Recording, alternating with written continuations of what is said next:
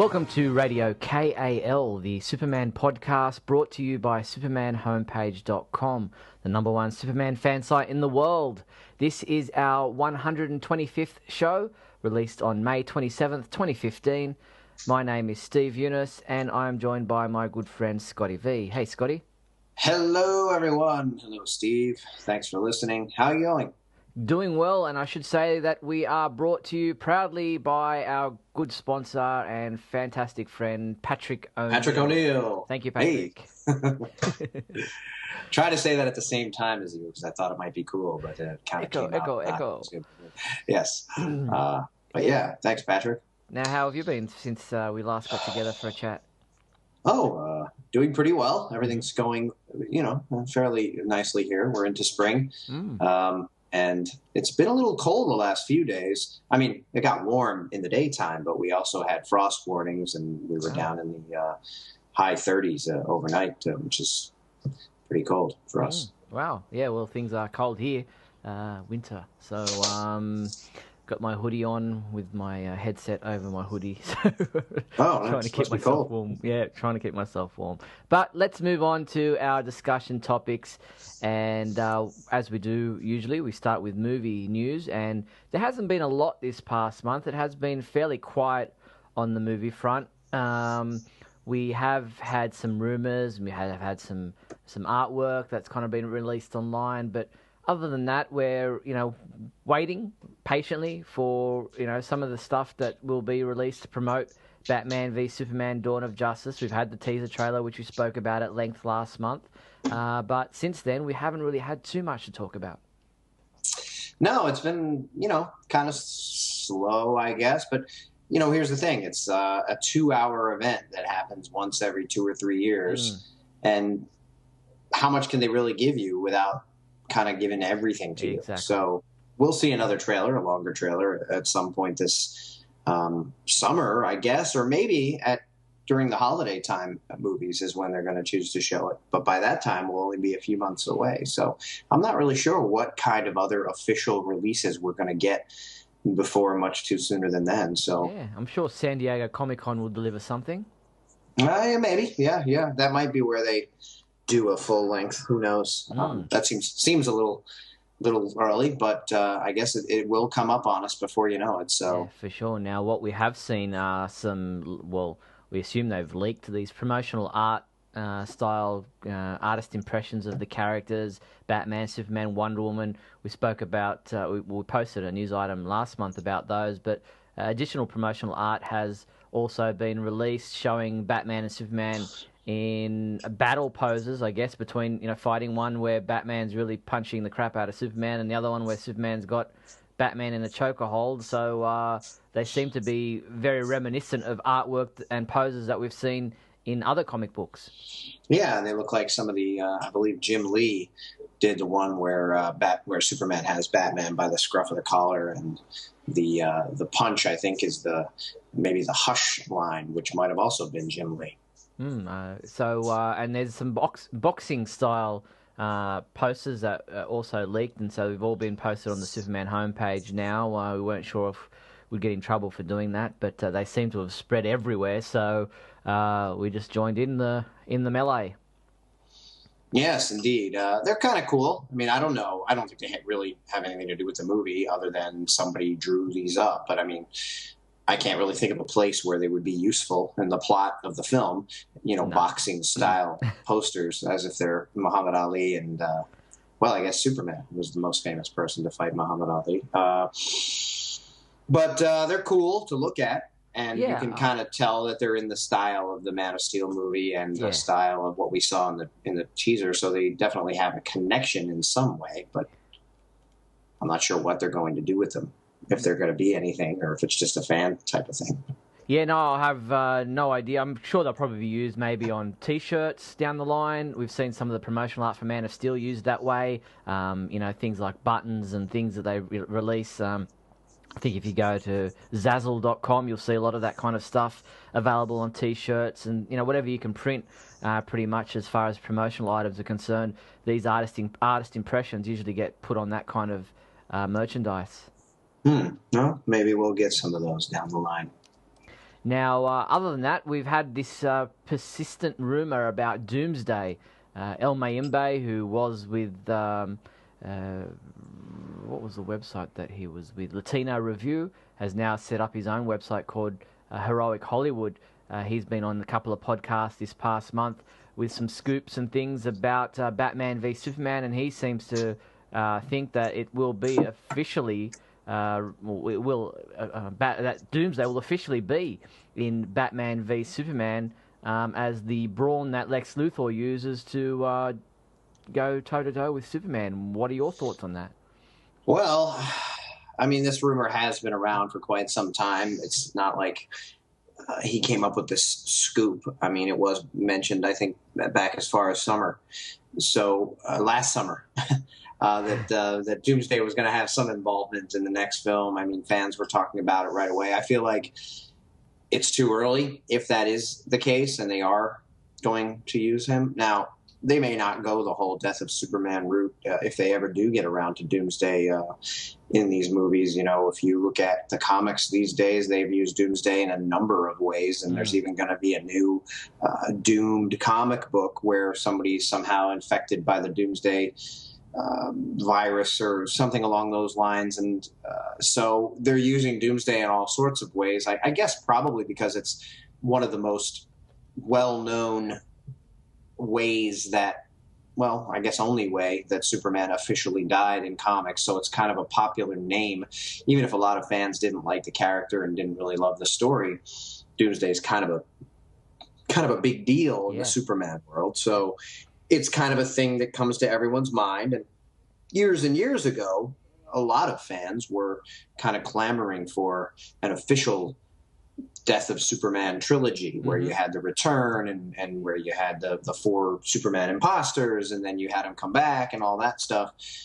And that never really happened. And I don't know that we're ever really going to see that. So who knows if Doomsday is in the film, what his capacity will be in this particular movie, or whether he'll just be something we hear about in the end, or whether he's in it at all. And of course, if he is, are we really going to see the Death of Superman that quickly when he's only been in one film of his own and when we're about to launch Justice League?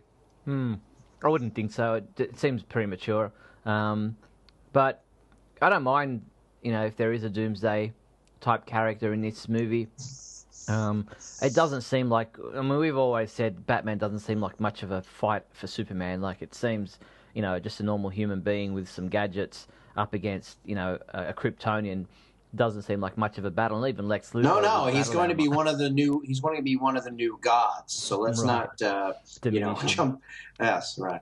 Right. And there's even some rumors about Lex Luthor, whether or not he'll have a battle armor or whatever. I mean, look, fans are clamoring for something about Batman v Superman, so we're going to hear rumors and speculation. And there's even a rumor about the age of Wonder Woman, that she'll probably be a lot like centuries old. And that, she's an immortal, so that she's been around for a long time. So who knows what these rumors, where they come from, whether there's any truth to them. We'll just have to wait and see for further details. That would certainly be a different take on Wonder Woman, I think. I don't read the Wonder Woman comic, but from what I know of her and from the times where I have, I didn't think she was an immortal who had been around for centuries. No, I didn't either. So. We'll wait and see how that plays out as well. So really, other than that, there isn't much else about Batman v Superman that we can talk about. So I think we move into TV news, where there's been lots to talk about. Yes, the TV situation. I was going to say it when we were talking about the movie. The movie's a 2-hour event that happens once every several years. And I think I've expressed to you multiple times that I personally prefer television, especially when it's written well and when characters are respected and when there's good dialogue and when there's good plot lines, because you have so many hours of the show where you see these characters develop, you learn about them, you get involved with them, you learn to care about them, what happens on the show matters to you. You talk about it every week in your daily life. A movie comes and goes. You talk about it for a bit. People are still yelling about Man of Steel. But in general, it only goes for a short time, and you don't learn that much about the characters. But here we're getting all this Supergirl information, as I imagine you were about to go into. And if the show does well, if the show lasts, obviously we're going to see a lot more of Supergirl than we are of Superman, with only one movie every few years. Yeah, for sure. Now, obviously, we are talking about Supergirl. This past month, the CBS officially gave Supergirl a series order, and it will appear in November. The pilot episode will air in November on a Monday night time slot, which some people are surprised about, going up against Monday Night Football and some other popular shows. I think Gotham is also on a Monday night on a different network. Yes, Gotham. That was the one that surprised me most, because even though these entities are separate, and from what Jeff Johns and others have said, the movie universe is not really going to be connected, or at least they don't have plans to connect it at this time. It still seems odd that they would want to hurt any of their other properties or hurt this property by putting it up against another. And of course, Gotham, very Batman-centric, even though Batman's not in it, and Batman being the most popular superhero, you wouldn't think anybody would want to go against it with another DC superhero. Now, if Marvel came out with a series and said, we're going to put it up against one of the DC shows, that would make sense to me. Yeah, so it will be on a Monday night time slot in November when it starts to air on CBS, but an official series order, which is fantastic. Now, the trailer, well, before we get on to talking about the trailer, the extended trailer, 6-minute trailer, obviously, as we record this, the pilot episode has leaked online. The full pilot episode is available on torrent sites. I think it's up on YouTube. While we don't condone it, I've seen it. I watched it. I mean, you can't, not want to see it when it, has been released, whether officially or unofficially. And there's some speculation about, look, the Flash pilot episode also leaked online months before it was scheduled to premiere. Do you think this is something that has unofficially leaked, or unofficially officially leaked? You know what I'm saying? Is this some kind of a, I don't know, are they doing this on purpose, or is it really just kind of got out there without them wanting it to get out there? How do these things happen? Well, it baffles my mind as to how they continue to happen if it's not something that was leaked out by the company. Now, when that whole interview movie fiasco happened, my belief was that the movie company did it because they knew no one really cared about it, and they wanted to try to get as much publicity for the movie as they could. So the whole China thing and the whole, if you release this movie, it played into them trying to get as many viewers to watch it as they could. So releasing it early and doing that whole thing, I when someone mentioned to me that it seemed kind of odd that this kind of thing keeps happening. It happened with The Flash. It happened with Supergirl now. It did seem possible that maybe the company is releasing it on purpose because they want to, get more hype about it. And somebody said, well, because of all the negative reactions to the trailer that they showed, they wanted to show the whole show. And since they've shown the whole show, I've heard people talking much more positively, saying, oh yes, the things you didn't like in the trailer, they are there, but they're so much smaller in the show because the show's an hour long or whatever, and you see so many more good things in the series. The episode is so much better than what the trailer shows. Now, from my point of view, I thought the trailer was really good, and I'm kind of excited about it based on having seen the trailer. But I did think that there was clearly a decent amount of corniness and campiness and silliness and goofiness, which I never really like in my superhero shows or movies.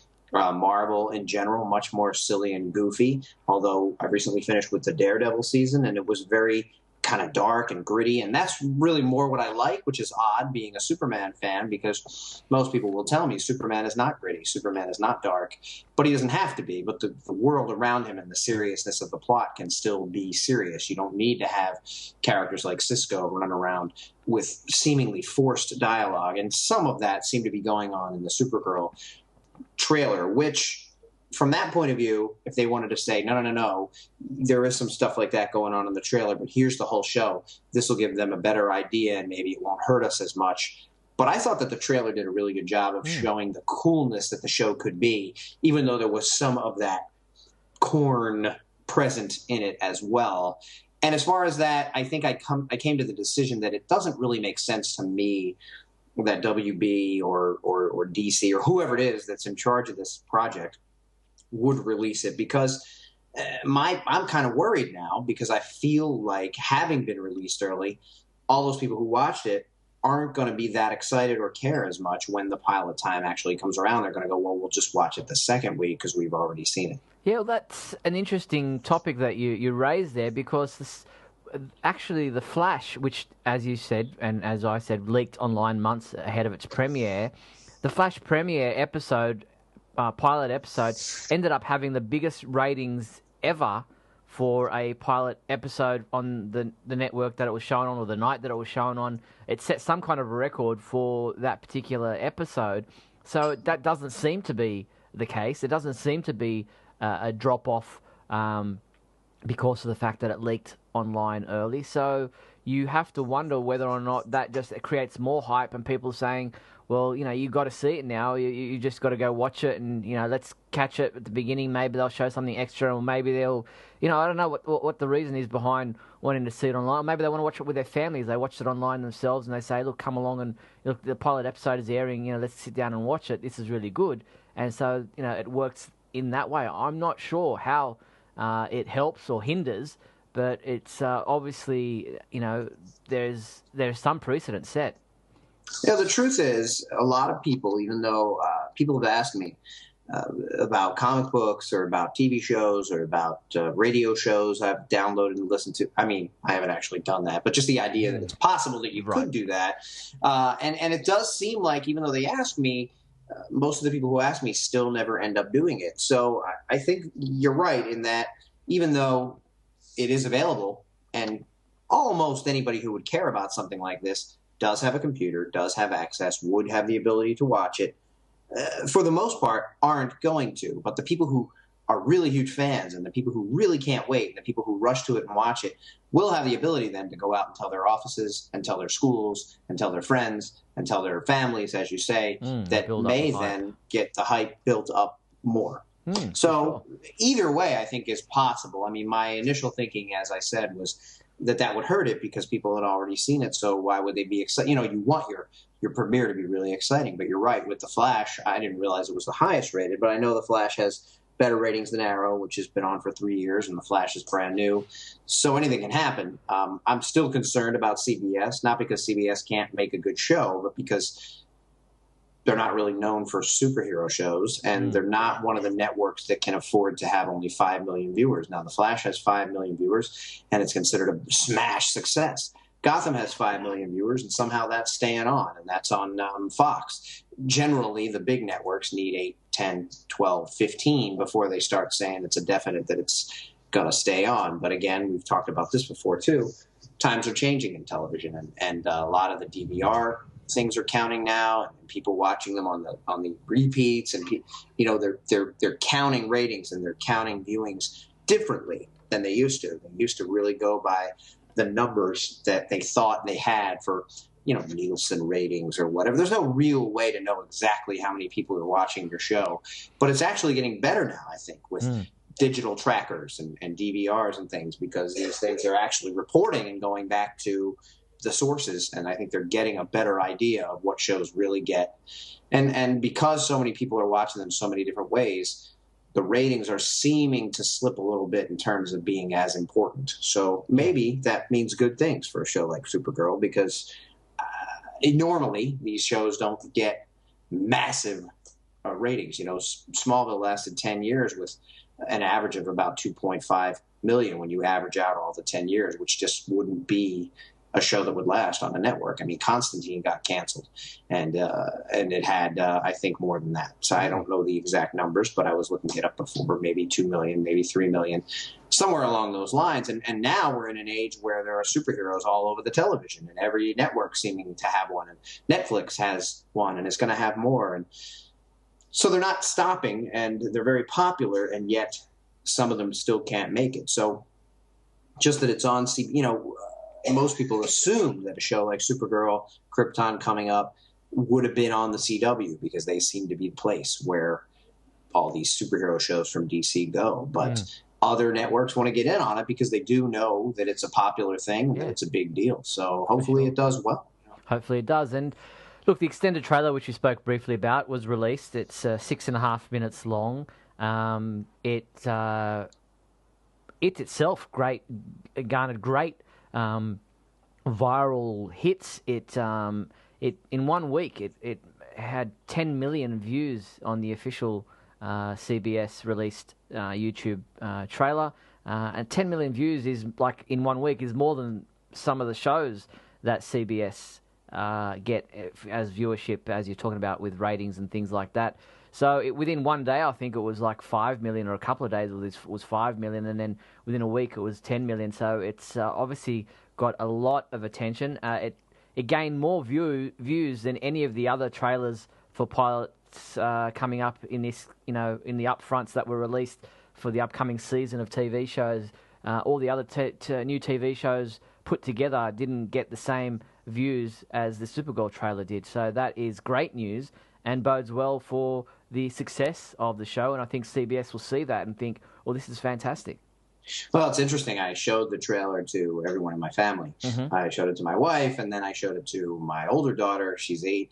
And at the end of it, she said, okay, what was the point of that? Because it didn't, it doesn't have a story, and it doesn't continue. It's just a 6-minute. And I said, well, it's going to be a show. She didn't quite grasp that idea. So we're going to watch it together. We'll see if that happens. But then I showed it to my younger daughter, who was 4 years old, and she was wrapped to it and just watched it and laughed at certain spots and was into it. And when it was over, she said, I want to watch that again. And then, how the blocks come up when you're done on YouTube and it shows you things that are related.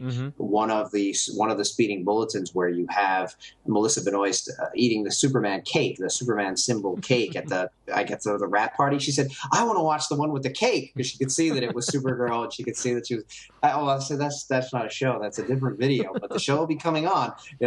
Once you go back to school, after the summer's over, well, not that they're out of school yet, but we'll be watching the show together. And so I'm she was excited about that. So I'm hoping that'll be the first superhero show that we actually watch together. I've tried to get them to watch The Flash, and they get into it for a few minutes and then they kind of lose interest. But maybe because this is a girl and they're girls, it'll be more exciting and they'll actually want to watch it weekly. I'm looking forward to that possibility. Well, as I said, I did watch the leaked pilot, and I sat down and asked my wife if she wanted to watch with me. She was a bit reluctant at first. She's not really into superhero shows as much as I am. But she said, all right, let's watch it. There's nothing else on TV. It was a quiet weekend. So we sat down and watched it, and she actually enjoyed it. She laughed at all the parts that I thought she'd laugh at. She thought the intro, the parts of the Superman cameo were cool, and and thought it was pretty good. So I thought that was great, because she watched a few of the Flash episodes with me early on in the season, and then just said to me, "Oh, look, you just continue watching that.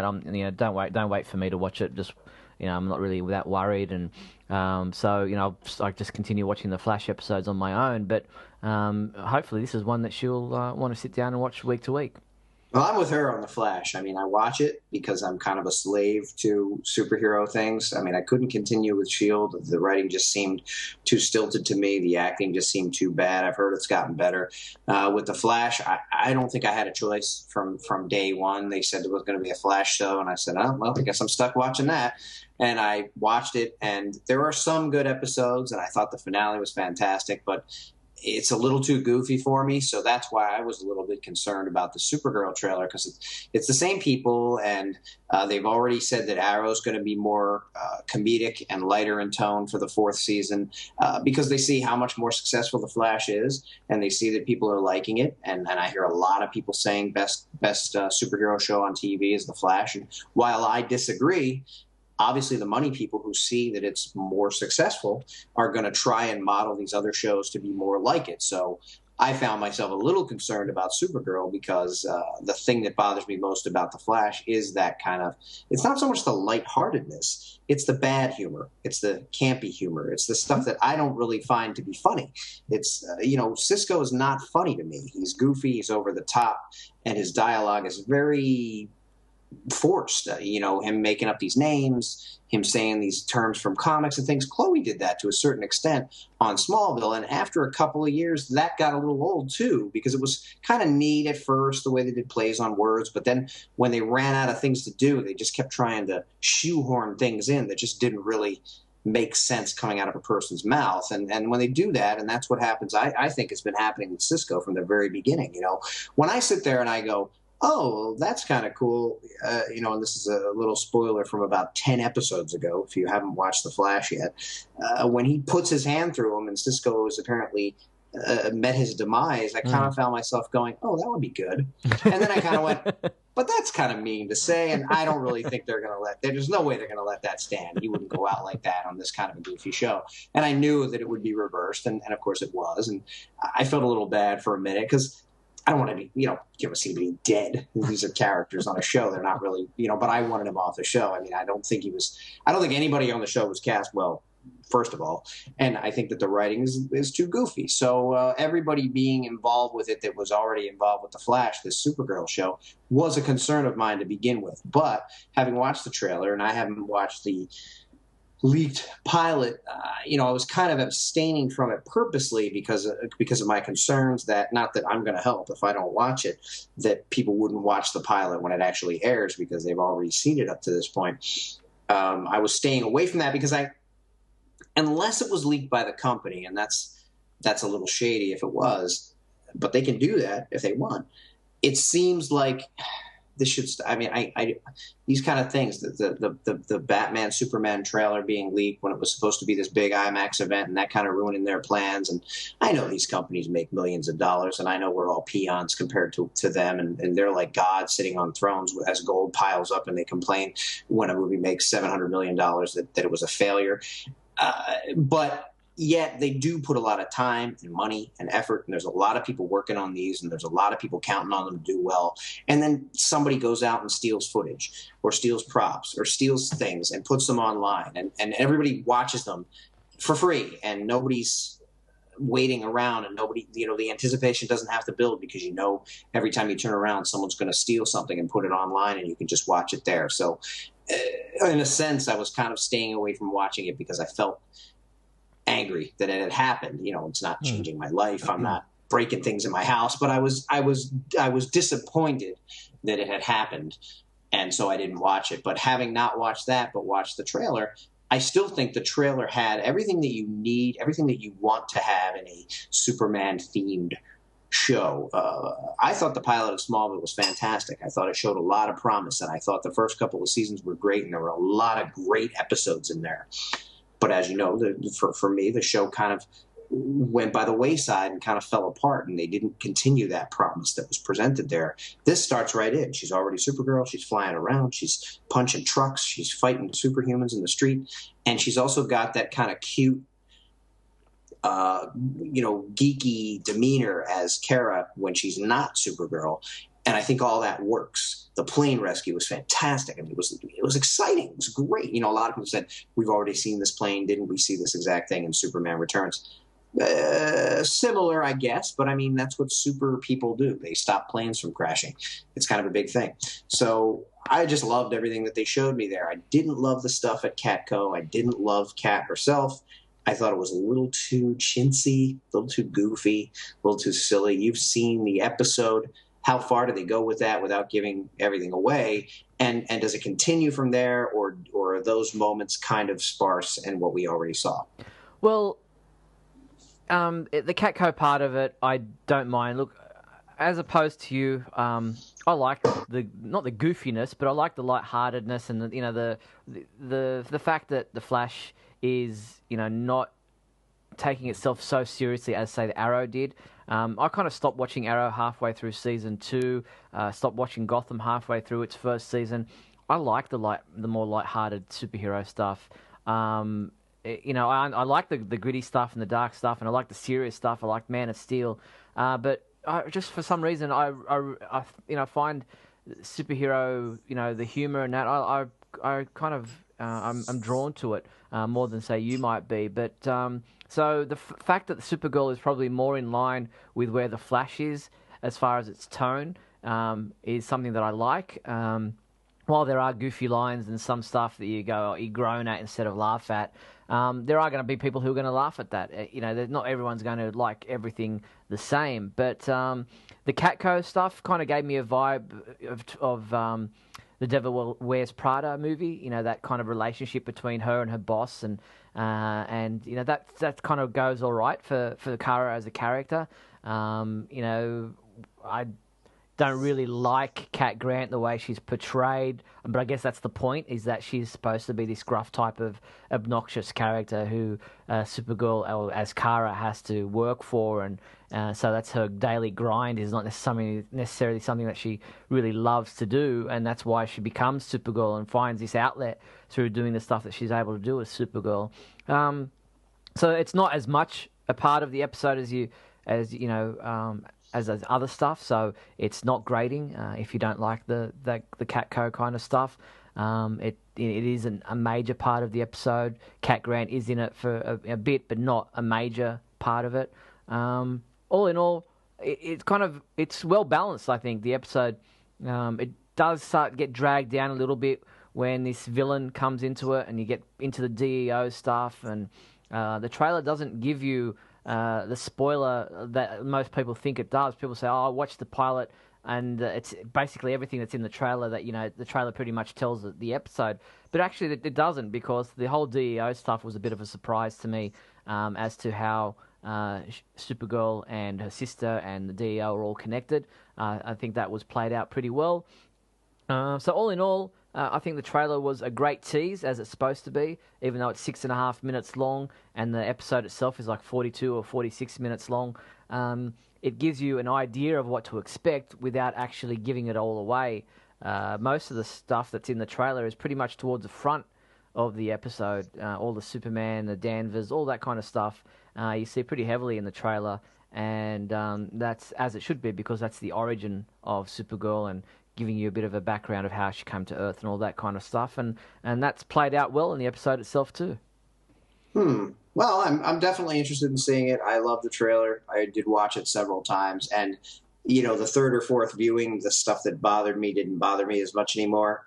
That's not going to be helpful during an episode viewing, because I'm going to see it once, and it's going to bother me as it bothers me. But I like The Flash. I watch it. I'm going to continue watching it. I like humor. I'm fine with that. It's some of the stilted dialogue and stuff that just seems clunky, and stuff where you go, wah, wah, and you kind of roll your eyes and sigh. That I'm not looking for. If they could clean that up and just kind of, make it can be funny. Funny is good, but everybody finds funny in different ways and in different places. And some people are going to find something funny. Obviously, a lot of people are going to find things funny that I don't find funny. I've heard a lot of people say they love Cisco. I just don't. I haven't found anything easy. I might have laughed once or twice at him, and that's at 23 episodes or whatever.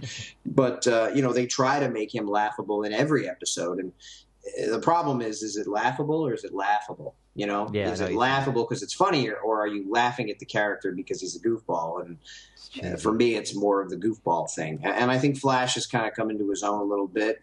Initially, I didn't think the casting was great. He's still a little too young. Everybody on the show is a little too young. And maybe I'm just becoming an old, crotchety old man. But even when you look at the original Flash TV series, the guy who plays his father on Flash now, he was older at that point. He wasn't this kid barely looked like he was out of high school. It was just everybody on it, just very, very young looking. And maybe when you compare the ages, they're a lot closer than my memory seems to tell me. Sure. But I felt like he was a man in that show, where he's kind of a kid in this. And Clark was a kid in Smallville, but he was supposed to be. That we were seeing in a high school. This is a grown man who's somehow become a police chemist and these scientists. I mean, how could they? How much far from high school could they possibly be that they're these esteemed scientists? And the oldest guy in the cast is Wells. I mean, I don't know, but I still like it and I still watch it, and so complain, but still watch the show anyway, because there are good parts there and there are good things about it. So yeah. I'm hoping Supergirl is a little better than that and a little less of the chintzy stuff, but I'm going to watch it anyway. So cool. It doesn't really matter to keep harping on it, because here I am going on and on, but I'm going to end up watching it anyway. So yeah, I think most of us will be, and even those people who say they think it's cheesy or they don't like it, we'll probably end up watching it just to see how it pans out and how it grows, because I'm sure things will improve or will grow as they will as after the pilot episode. So, and I thought the special effects were very well done for a TV budget as well. They look great in the trailer, the ones they showed. So, all right, well, let's move away from TV because that's pretty much everything that's surrounding the Supergirl TV pilot at this stage. I'm sure we'll get more as November gets closer. So let's move into some comic book chat. We have had a number of titles since our last podcast that were outside of the Convergence saga that's been going on, and we'll get to Convergence in a second. But Superman number 40 came out this past month, and that was a comic that was written and drawn by John Romita Jr. It sees Superman. You can tell. Sorry, what was that? You can tell. You can tell. It's an issue that sees Superman exploring his solar flare power with the Justice League. They're talking, they're kind of doing tests with him, seeing how it works, seeing how how long his power comes back until it gets full powered again. He uses a solar flare, which kind of takes things out more than they expected, and then they all go out for drinks and dinner, and Superman gets drunk. Yeah, great. Batman in this at the very beginning is like Batman the stand-up comedian, which I've never ever seen in any Batman story, in any Batman interpretation. Is this something that Justice League readers are looking for, or that Batman readers are looking for? I mean, Superman's been terrible since Romita was involved. Jeff Johns did a story, and most people get excited when Jeff Johns is doing a story, and it wasn't that great. And now you got Batman cracking jokes, and then he grasps naked Superman's face like John Travolta at the Oscars, and he starts making crazy commentary on what's going on. And again, we see Superman as the butt of the joke, getting drunk and seeming to become a complete idiotic buffoon as he deals with his powers, like saying things and yelling out that he has powers in the middle of the bar, and just acting like a complete idiot. And he says he hopes his mouthwash doesn't upset his stomach, and you don't drink mouthwash, you swish it around and you spit it out. So I don't even know what that was about. And we see simplistic art and writing continue here, and it makes sense. I didn't even look, but now that you say it, now I see why the writing and the art was overly simplistic and just not very good. And why doesn't Superman know what cannolis are?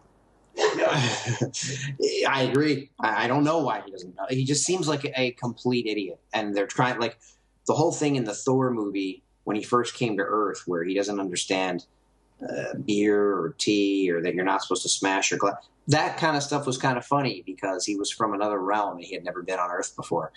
Superman is not he didn't just step out of the frickin' ship. He's been here. He was raised as an Earthling. He was raised by Martha and Jonathan Kent. It makes no sense.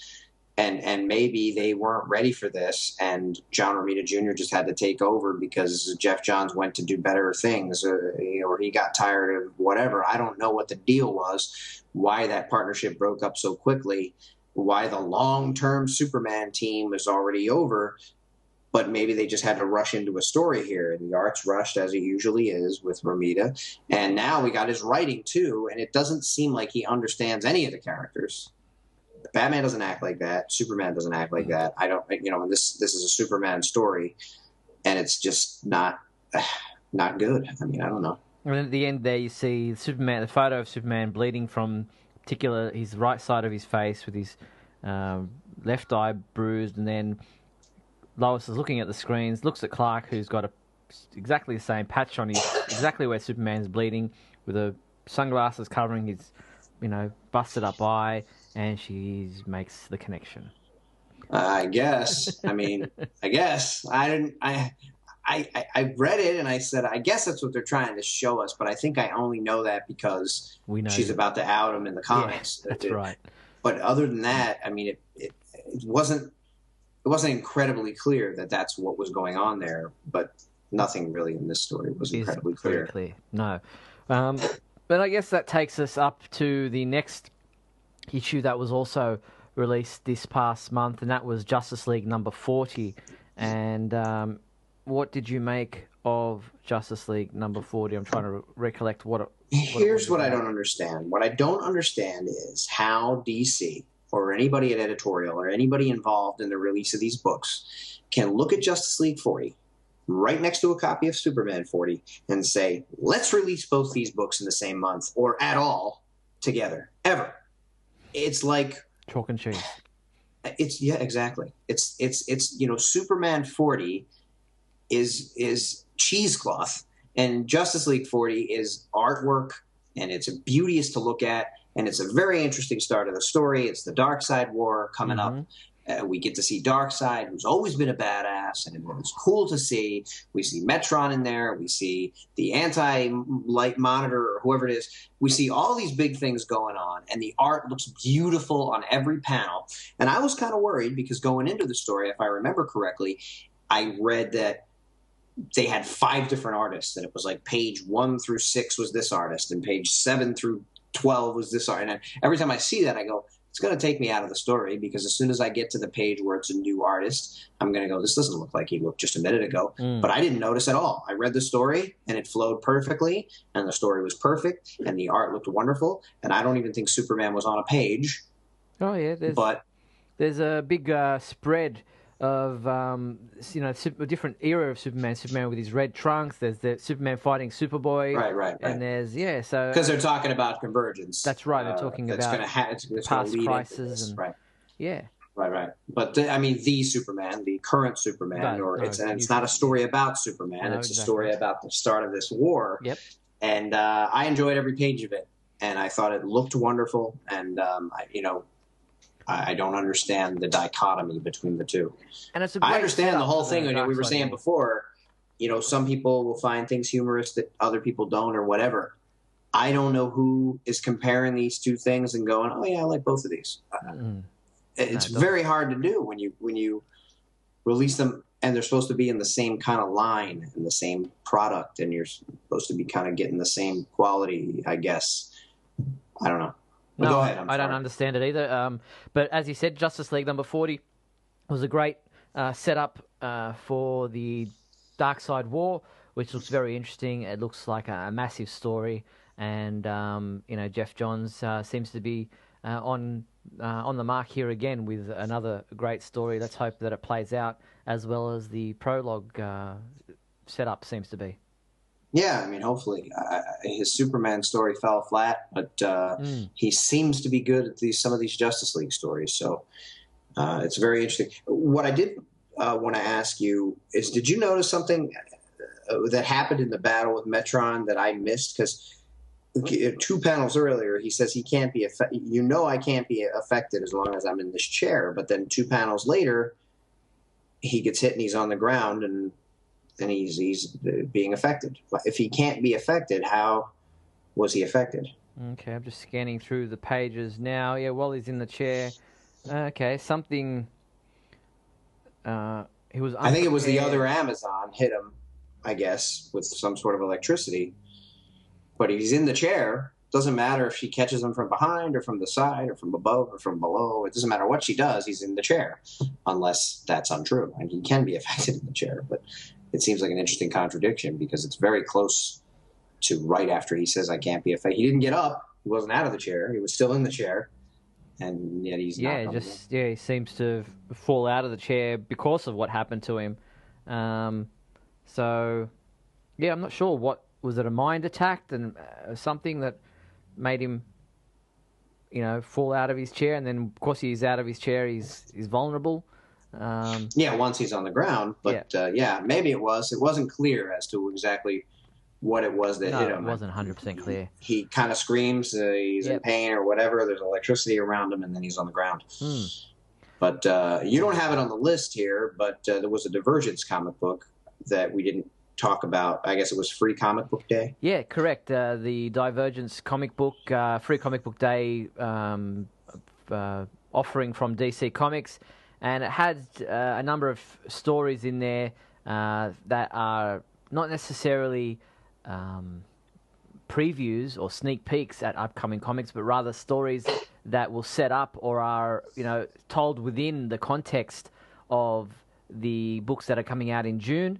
And the one in there is the one we kind of mentioned a little bit earlier about Lois outing Clark Kent as Superman. It's in the middle of the story, so it's hard to, which is why looking at Superman number 40 in that last panel, we know that Lois is obviously making the connection that Clark and Superman are one and the same, because here we have the Divergence story where it's already done. Lois has already outed Superman as Clark Kent, and he's trying to deal with the ramifications of that.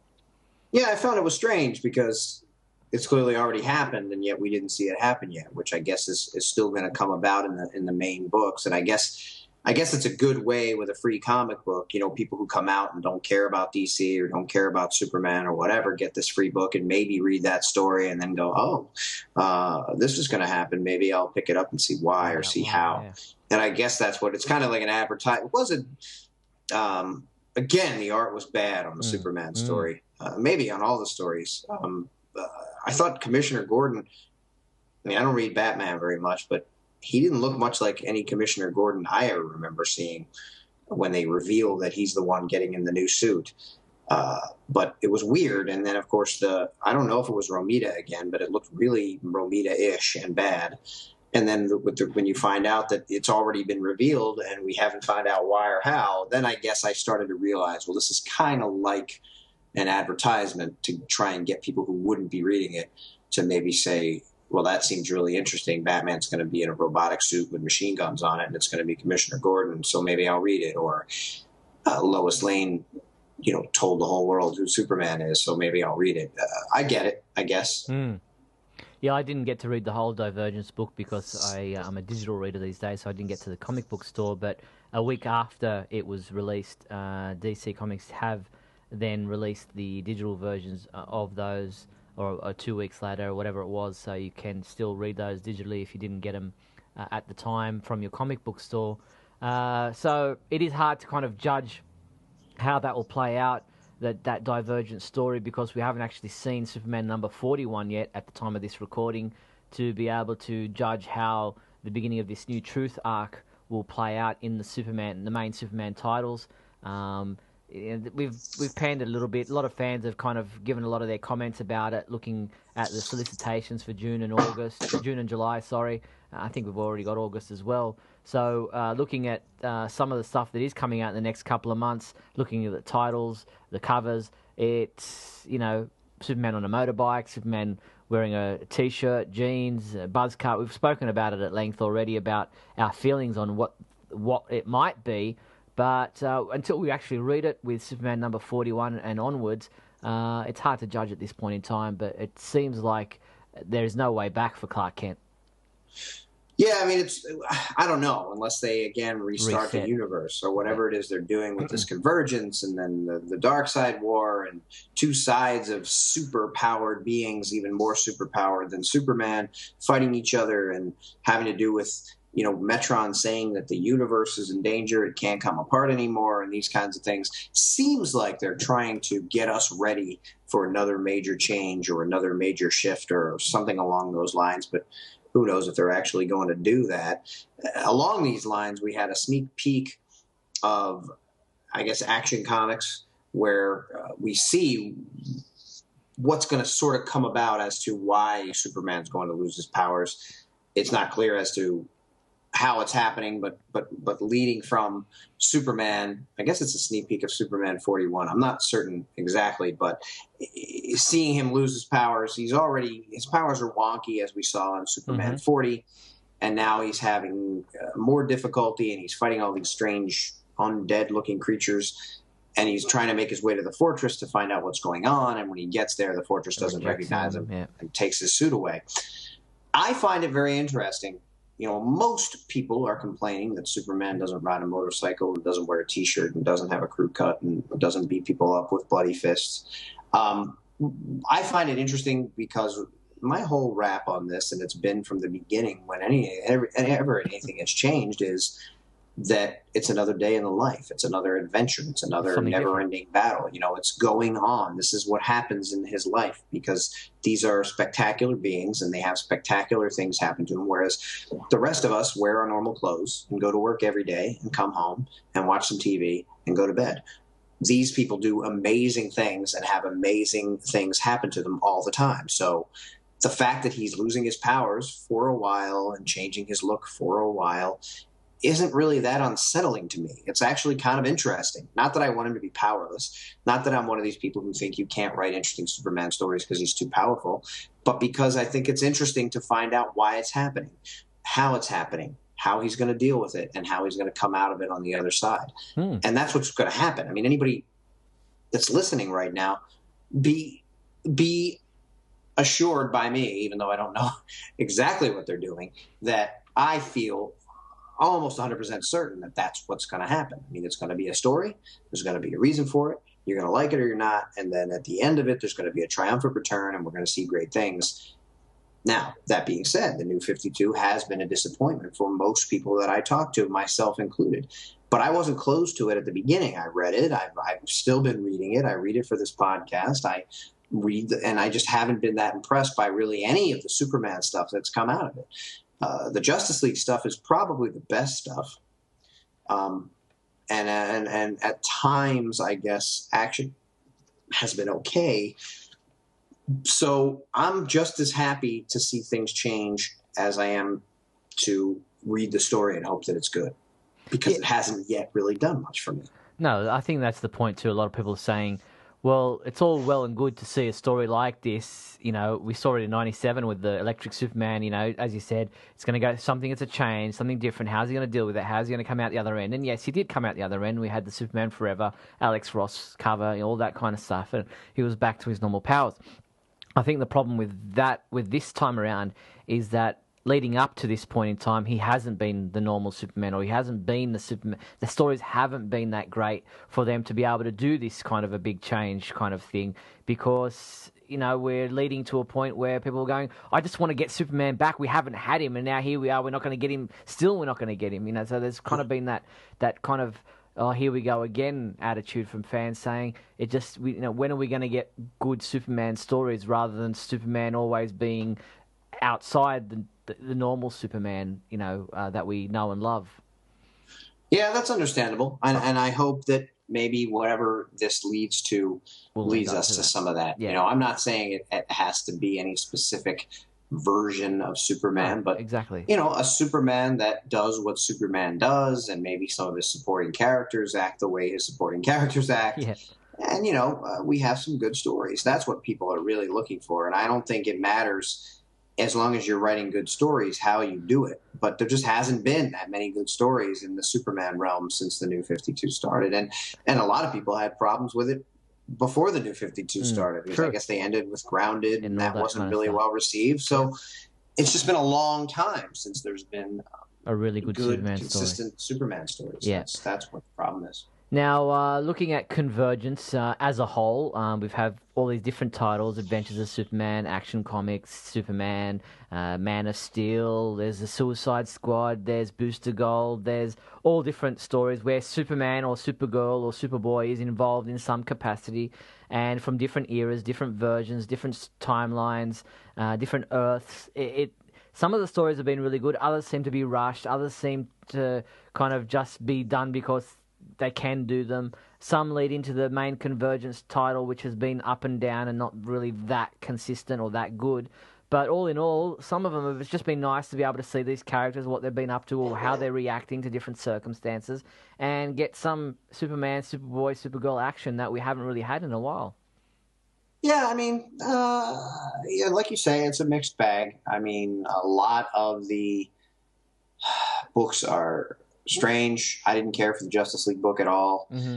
It wasn't really Justice League to me. I mean, It was a bunch of characters that I don't really know that much about, and which is okay. I guess maybe a lot of people do know about those characters, but it's no Justice League I remember.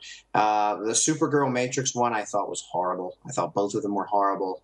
You do like a lot of the comedic things, so maybe it went over better for you. I don't remember Matrix Supergirl being involved with Ambush Bug. I don't remember her hating Lex Luthor.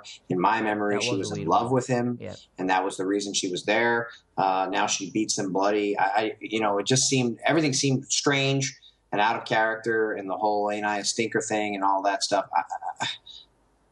That I didn't like really at all. That's funny. It's sealant. It's like you put it in a crack in the wall. It goes in your drywall. You use a spatula. You sprayed it out, and then you sand it down, and then you paint over it. It's supposed to be smooth and unnoticeable. That it was, and so being that she's like a creature of clay or whatever when she's the Matrix Supergirl, I guess that could be an apt description of what she might smell like. Unfortunate for her, I guess. But it was a strange story. And then you had the lady who, they went to the Legion of Superheroes. And it was just weird. And it was supposed to be weird, I think. Along those same lines, we got a sneak peek of the new Bizarro book, which I posit will be one of the first canceled in the new age. That was along the same lines, and the art was bad, and the character was bad, and the backwards writing was bad, and nothing really seemed right about Bizarro at all. And I can't imagine anybody is clamoring for a Bizarro book.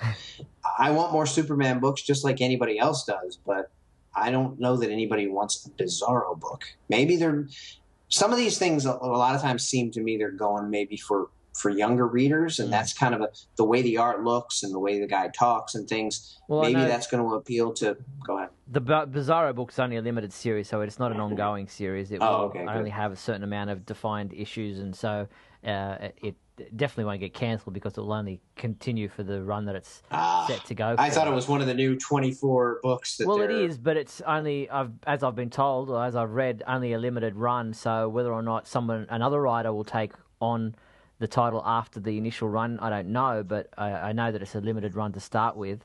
I'm not sure about the Doomed book, if that's also just a limited run. But all in all, Convergence to me, just getting back on track quickly, is a bit up and down, as I was saying. I would like to see this final issue kind of resolve everything. We have up until this point read issue number 7. So number 8, which is the final issue, I believe, will come out after this podcast is released. And so maybe we can look back next month at Convergence as a whole and see whether or not it really was something that we needed to have, or whether it was just a fill-in in the 2 months that DC Comics needed to go from New York to LA. Yeah, I mean, maybe that is really what it was. It never really occurred to me, but it does seem like there doesn't seem to be a beginning and an end. It seems like, we go into all these 2-issue things and they start already in the middle and they end without there being a resolution.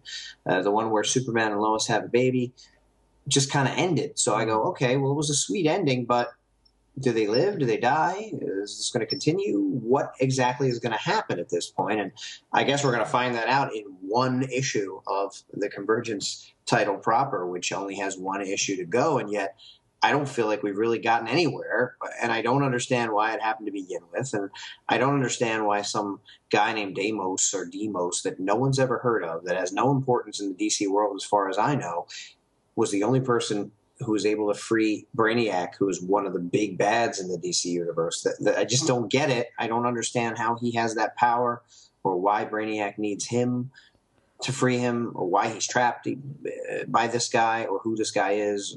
I never heard of him.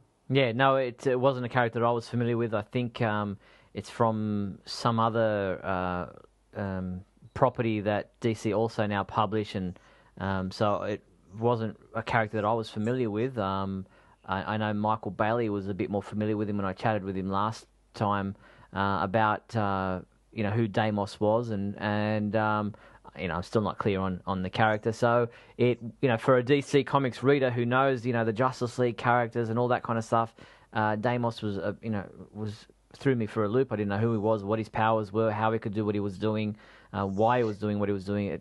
Like you, I was confused by it. But some of the Convergence titles, like Adventures of Superman, lead directly into the main Convergence titles. I know Supergirl and Superman are then involved in Convergence number 6 after Adventures of Superman number 2, the Convergence title. That played well, but some of the other ones, as you say, just are left on their own to, tie up after the second issue, and that's it. We've got 2 issues of their story, and we don't really know much more about them or hear anything more about them. And while it was nice to see them for that kind of time, it kind of felt a bit empty. Yeah, and were there these Zoo Crew books? I mean, did they really, not that we're looking for them, but did they really do a 2-issue arc of a bunny and his friends flying around? I guess they did. Did they? I mean, I know that was advertised, but I don't know if it was for real or if those were just things that existed and we were getting told about them, or if they actually did 2 books. And who bought those? They're people. If they're there, are they really people who bought those? Let us know if you read those ones out there, our listeners. Yeah. We're interested to hear, because we only did That'll be our ones next that were connected to Superman. Bonus question. What did you think of the Zoo Crew releases? All right, so that is where we're at with the comic books. All the reviews are up on the website for the ones that we have reviewed, so make sure you do check them out if there was a particular title that you were interested in or you wanted to read about the main Convergence title. All those are up on the website, and thank you to our team who do such a great job of reviewing our books on a weekly basis. All right, DC Comics did launch a new campaign leading up to the end of Convergence and leading into what will be happening after that in June onwards, and that is a DCU, DCYOU, as in you and me, DCU campaign. A lot of fans who responded to this didn't respond kindly. They said they didn't think that, that this seemed to be more of, an empty promise. Yeah, I mean, it seems like more of the same, as you were talking before. Is it really going to be a great Superman story that ends with him being triumphant and coming into his own again at the end, or are we just going to get more of the same, more of the not Superman, more of the different Superman? One of the ads they've come up with for DCU is the glasses are off for good. Are you ready? DCU. And it's Superman with his glasses on, but his clothes burned off. And I guess the glasses are off for good, but Electric Superman was meant to be, or at least they announced him as being for good. And I kind of figured from the beginning that it wasn't going to be. It's hard to tell where they're going here. I don't believe that the New 52 was as successful as it seemed like it might be from the start. Things have dropped off. Superman books haven't really been popular for quite some time. And I know they're trying to shake things up. I know they're trying to do different things. I know they're trying to get new readers. And, maybe advertising that in a comic shop, if somebody sees it who always thought Superman was lame because he wore glasses and no one knew who he was or whatever, being that he's outed and that now everyone knows who Superman is, maybe they'll go, oh, maybe it'll be cool now. Or look, he's on a motorcycle. How cool is that? I don't know. But I agree to an extent, and I definitely feel their pain when they say that it seems like an empty promise, or that it's really not what they're saying that it is in terms of being geared toward you or me or them or us or people that, taglines like, are you ready to laugh? Are you ready to hashtag this? Are you ready for the new awesome? And I guess if it's really going to be all those things, a lot of times it seems like they're trying too hard. Yeah. Like with Cisco's dialogue. It just seems like they're just trying too hard and failing. You try so hard and yet it doesn't really come off all that well. And maybe this will be the next great thing. But it almost seems like it's another New 52. Like we're starting over again. Now Batman looks like this, and now Superman looks like this, and the new Batman's going to be Gordon, and the Batman after that's going to be a new god, and Superman's going to be on a motorcycle. And I just, it's weird. I like the idea of changes to the status quo. I like the idea of seeing another story, of seeing something big happen, of seeing why he loses his powers, as I said before, why Gordon is the new Batman. I guess I read that Batman perished in the sewers in his final battle with the Joker or whatever. Bruce Wayne Batman. So now they have to use Gordon in a new type of a bat suit. And it doesn't look like Gordon to me, but okay, I guess he's Gordon. And now he's going to be Batman for a while. And then Batman's going to come back and somehow be one of the new gods. He's in like a glowing regular bat suit, but it has glowy lines on it. And he's saying he sees everything, and more than ever, he understands now. And for Batman readers, that might be an interesting story. And here's the thing about Batman. For me, I feel like his fans have been the least slighted with the New 52 because he got to keep his history. He got to keep his friends. He got to keep the people that were in his life. He got to keep all his Robins, and Alfred's still there, and everything is still the same. And yet with Superman, both parents dead, no connection to humanity. He's much more an alien. He doesn't understand what cannoli is. He's very, very different from what people like about Superman. A lot of what goes on, and even the conversations between Batman and Superman are a lot of times we see that Superman is the more human of the two characters, even though Batman is human and Superman isn't. Batman has kind of given up on his connections to humanity because he has to be dark and he has to be serious, and he's lost a lot in his life. And Superman tries to bring him back into that humanity by being his friend and by being involved with him and by showing him that there is hope and there is goodness in the world and there is light, and it doesn't always have to be Batman. But Batman didn't have to change for that, and the fans got to keep their cool Batman who had done all these cool things, whereas Superman had to be torn apart and changed. And part of that could very well be because Superman's not that popular a character anymore, as I have been saying for a while, and his books don't sell near as well as Batman books. So they're trying to do something crazy. They're trying to do something strange. They're trying to shake things up to maybe get people who don't think Superman is cool to say, oh, look, he is cool. Even when he doesn't have powers, he puts bandanas around his hands because they're going to get cut when he's punching, and he punches people into submission, or he uses his brute strength even though he has no superpowers anymore to get things done, and he's still trying to be a superhero even though he doesn't have superpowers. And that I like that idea. I like the idea that Clark wouldn't give up even though he's lost everything, even though his identity is known to the world, and even though he has no powers. And what's the deal? Is this like a Lobo thing where Lobo, the new 52 Lobo, came out and said this poser's been going around with his dumb leather jacket and his, tattooed body and saying he's Lobo, but he's not really Lobo. I'm really Lobo. So is that what we're going to get here, that this person who lost both Martha and Jonathan Kent when he was younger is not the real Superman, and that he's been in disguise somehow, and maybe he doesn't even know that he's not? So for 5 years, we've been reading somebody who wasn't really Superman, but has kind of done a pretty good job of thinking he was Superman, and yet all of the fans all this time who have been saying this is no Superman that I know, this isn't my Superman, end up being right because they've been reading not Superman, and we're going to find out that the real Superman has been trapped somewhere, or he's going to come back. He's going to have his red trunks again, and he's going to have the normal suit that we all love, and he's going to have his regular hair again, and maybe he's going to be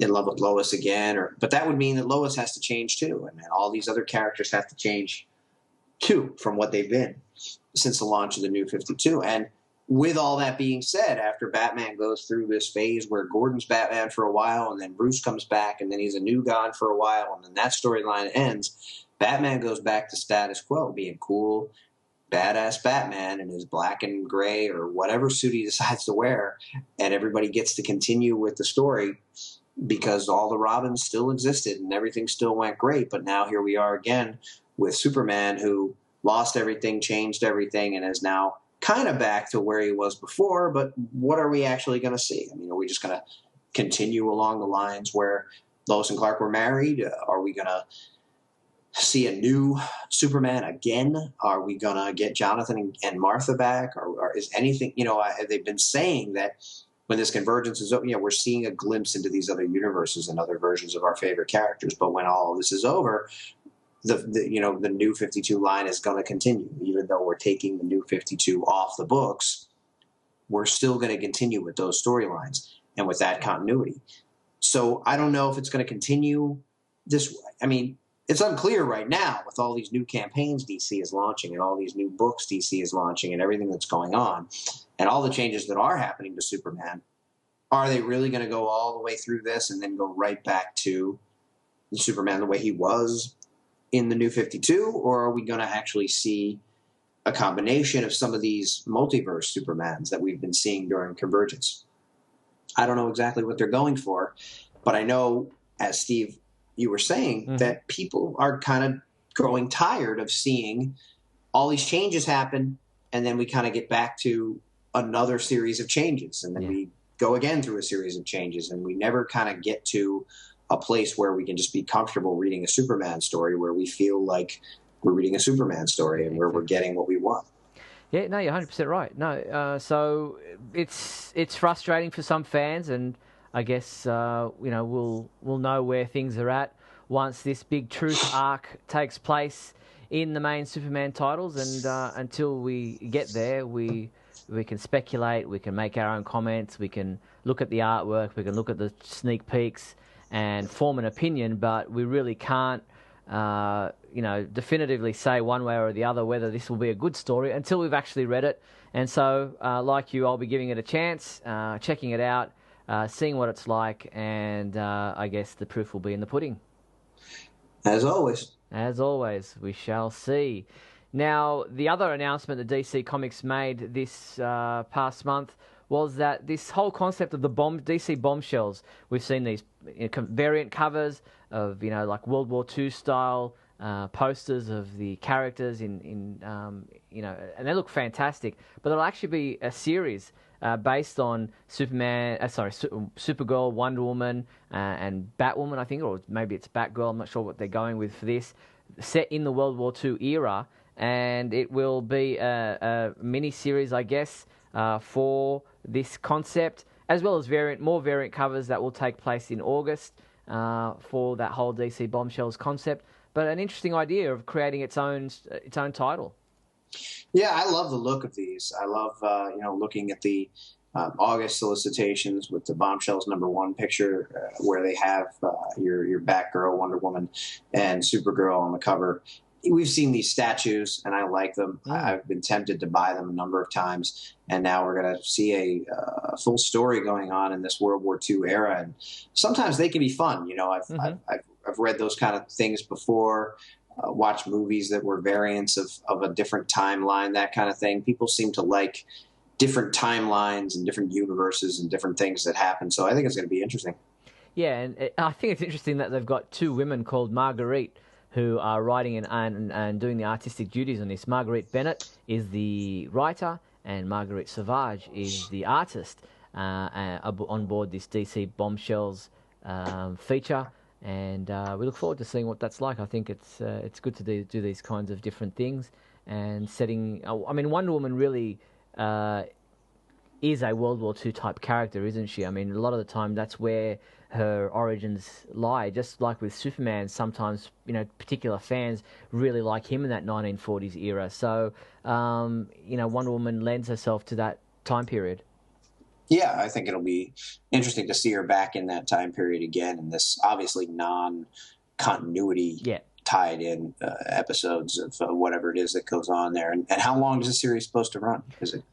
Good question. I know it's only a limited series. I haven't actually. I think I have to go to the solicitations to find that out. But it is only a limited run. I'm just opening. Is it August? We'll see this.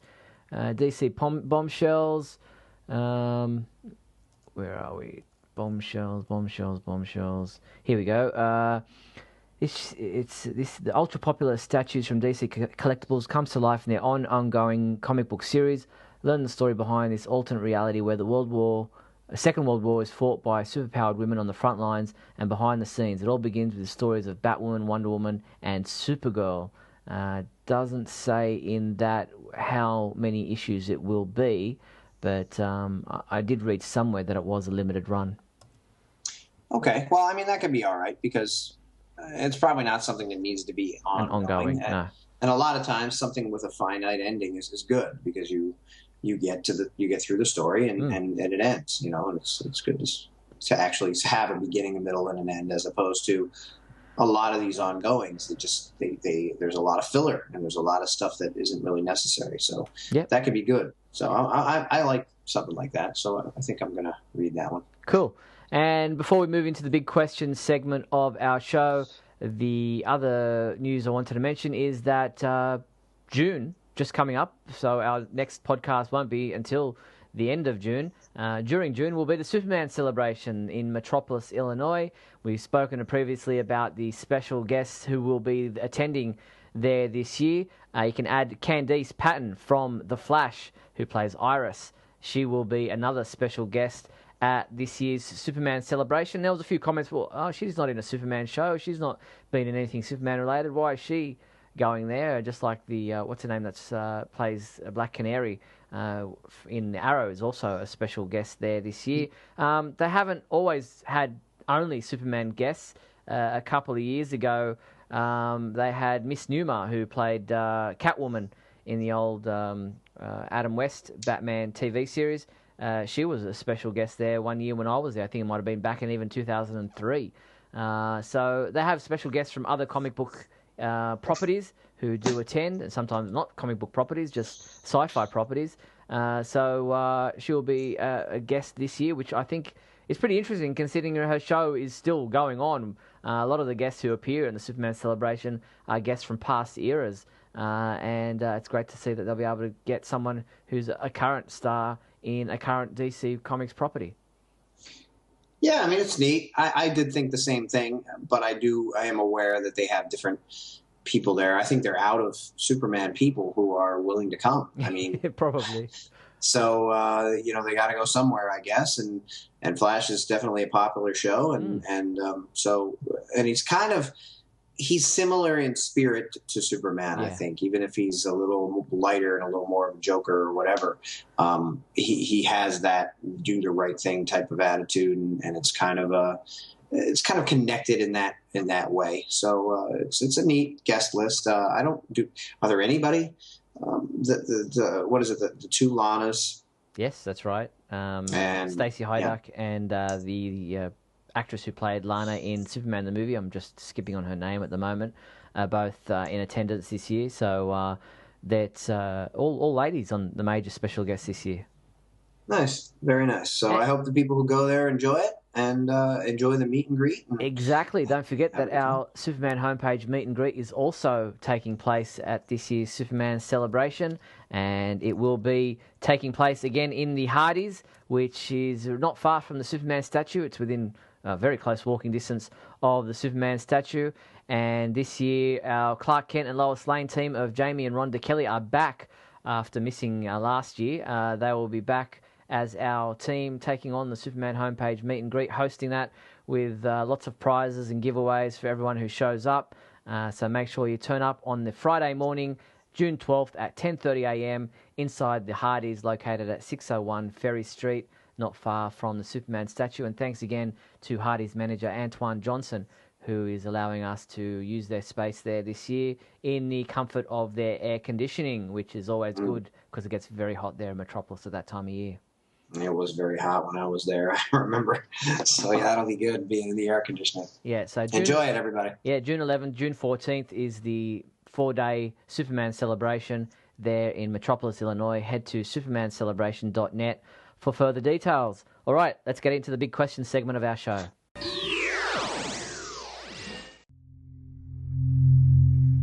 Let's start with the big question. Last month's question was, what did you think of the Batman v Superman teaser trailer? And Patrick O'Neill wrote in, I really didn't know what to expect for the trailer.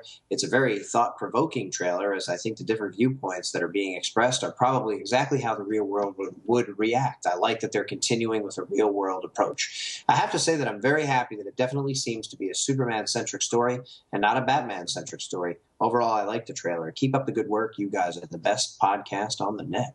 Oh, well, thank you, Patrick, and thank you for your continued support. Now, Guthrie McLean writes in, and he says, I thought the teaser was perfect. The tone, timing, and the music, it beat the heck out of that first Man of Steel teaser. Loved that Superman's costume appeared brighter. I loved hearing the mixed reactions about Superman. The shot of Superman hovering in the sky looking down at Batman and landing looked very realistic. The teaser seemed to be centered on Superman, which I like. I don't think I like Batman's robot voice, and I hope he only uses that voice for the armored suit. Love how the teaser ended when you expected to see more. Thank you. Very nice. Dave Booth wrote in, I thought the teaser was okay. Would have liked to have seen longer segments of action, but it was a teaser, so shouldn't expect a lot. Just ready for the movie to come out. Keep up the great work, Steve and Scotty. Your show's great. Oh, thank you, Dave. Appreciate your comments, and Thanks. Thank you for responding to the big question. And next up, we have Nick Nicholson, who wrote, Hi, Steve and Scott. When I first viewed the trailer, it left me a bit cold. After listening to various podcasts and reading articles that examine the trailer in more detail, my mind has been changed, and I've since watched it many more times and warmed to it immensely. I think the thing to remember is that it is just a teaser. I'm looking forward to the official trailer that we will hopefully see this year and the movie itself next year. Thanks for all the work you do on the site, guys. Thanks, Nick. Thank you. And our new big question for next time around, hopefully these people and more will write in. We were a little light this month. Is what did you think about the extended trailer for the Supergirl pilot episode, and what did you like best? Yes, get involved with our new big question by responding to this question about the Supergirl pilot trailer. Let us know what you thought about it, and you can do that by using the big question button found at the Superman homepage to send your answer in, or you could record an audio answer. We haven't had one of those in a while, and you could email that to us as well using the instructions on the big question page. I'm laughing at you, you hear? Laughing! And this month we have a clip from the BBC comedy series called Goodness Gracious Me.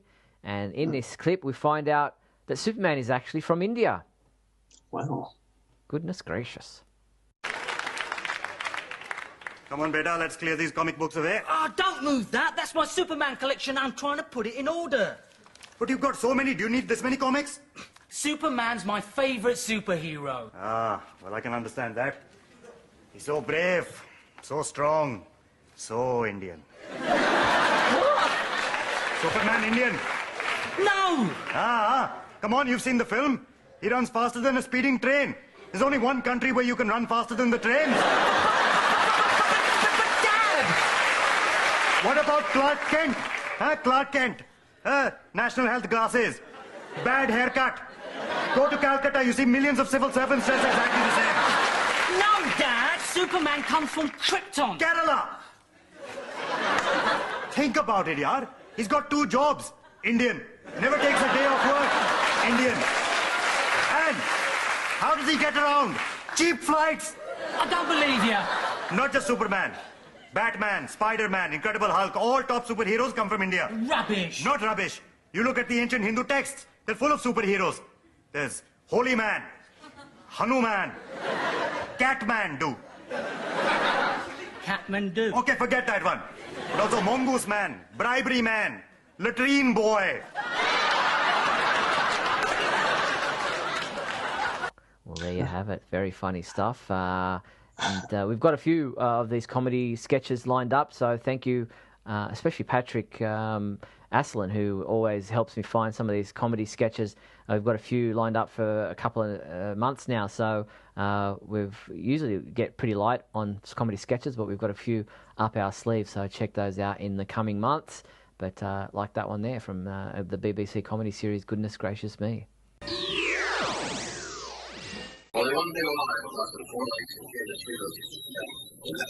Last month's super secret soundbite came from the Carl Jr. Hardee's commercial for the Super Bacon Cheeseburger that was available around the release of Man of Steel.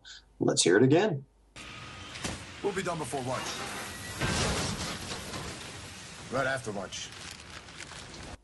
Yes, there was the sound, and we had 7 people guess it right. Who were they, Scott? We had David Huang, Patrick O'Neill, Patty, Donovan Hunter, Christopher Miron, Dave Booth, and Nick Nicholson. Well done, guys and girls, and whoever else was part of that. Congratulations for guessing where that sound came from. That commercial was a fun one at the time. I remember when it was released. So well done for being able to remember about that commercial. Now let's see if those people and more can guess where in the world of Superman this new super secret soundbite comes from. Where am I? Well, if you think you know where in the world of Superman that sound came from, then use the super secret soundbite entry form found at the Superman homepage and send your entry in. Each person who guesses it right will have their name read out here in our next podcast. And now our Superman song for the month, the 1982 European dance hit, To Be Superman by Pam and Pat. Here it is from 1982.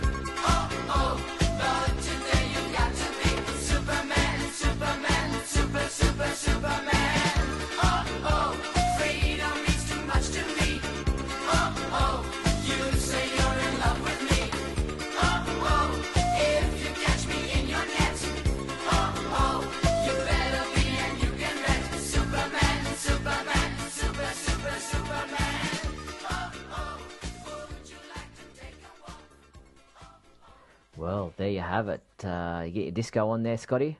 I'm still dancing right now. Cutting a rug. Well, there was the song, and that is our show.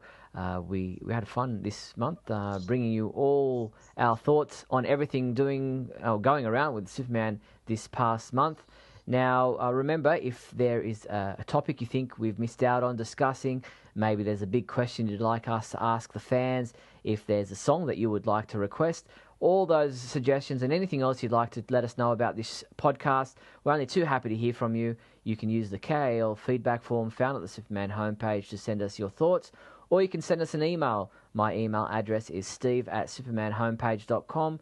You can email Scotty. His is scotty@supermanhomepage.com.